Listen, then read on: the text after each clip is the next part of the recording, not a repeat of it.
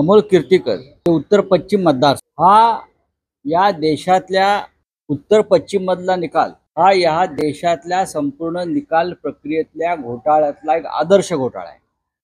भारतीय जनता पक्ष आणि त्यांच्या बरोबरच्या टोळ्यांनी देशभरामध्ये काही मतदारसंघात कशा प्रकारे विजय मिळवला त्याचं उत्तम उदाहरण म्हणजे मुंबईतला उत्तर पश्चिम मधला निवडणूक निकाल। निवडणूक यंत्रणा ताब्यात घेऊन देशभरातलं चित्र असं आहे की जिथे 500 ते 4000 या फरकात जिथे जय पराजयाचे चित्र दिसत होतं शेवटच्या क्षणी, तेथे अशा प्रकारचे घोटाळे करण्यात आले।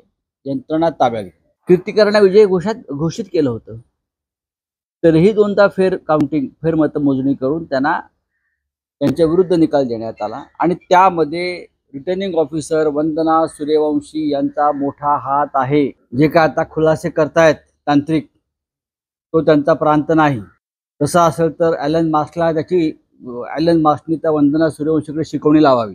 जो ॲलन मास्क सांगतोय, या देशातला सगळ्यात मोठा या क्षेत्रातला माणूस, तो सांगतोय की ईव्हीएम हॅक होऊ शकतो आणि मोबाईलच्या माध्यमातून हॅक होऊ शकतो, हे ॲलन मास्क सांगतात। मी असा कधी आरोप केला नाही या निवडणुकीमध्ये, हा ॲलन मास्कचा आरोप आहे।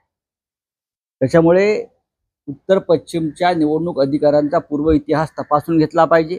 सीसीटीव्ही फुटेज का दिलं जात नाही, त्यांना कोणाचे फोन ह्या काळामध्ये आले, वंदना सूर्यवंशीचे फोन सुद्धा ताब्यात घेतले पाहिजे सगळे त्यांचा।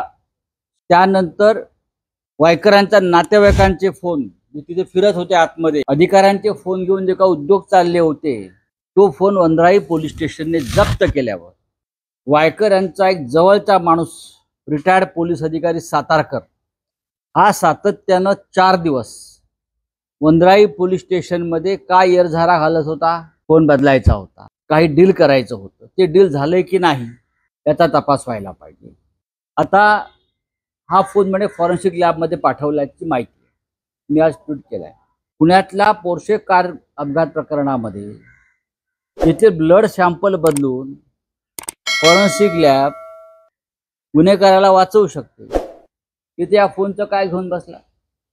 या सर्व लॅबचे प्रमुख हे गृहमंत्री देवेंद्र फडणवीस आहेत आणि त्यांच्यावरती एकनाथ शिंदे आहेत। हे जर आता लक्षात आलंय, त्यांनी उत्तर पश्चिमचा निकाल कसा चोरला त्याच्यावरती त्यांनी विश्वास ठेवावाच लागेल।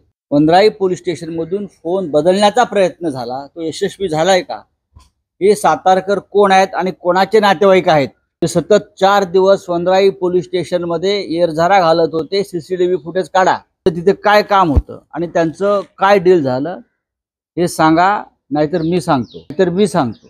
माझी मागणी आहे, हा संपूर्ण निकाल अत्यंत रहस्यमय आणि संशयास्पद आहे। त्यामुळे रवींद्र वायकर यांना लोकसभा सदस्यत्वाची शपथ घेण्यापासून थांबवलं निवडणूक आयोगाने। जोपर्यंत ह्याची पूर्ण शहनिशा होत नाही, संशय दूर होत नाही, तोपर्यंत रवींद्र वायकर यांना लोकसभेच्या सदस्यत्वाची शपथ घेण्यापासून थांबवणं हीच लोकशाही आहे। ही लोकशाहीचे संकेत आहेत। चोरून ज्याने विजय मिळवला तो लोकसभेत जाऊन शपथ घेणार, अशा प्रकारचे या देशामध्ये किमान 45 निकाल लावण्यात आलेले आणि अशाच निकालांवर भारतीय जनता पक्ष विजयी झाला।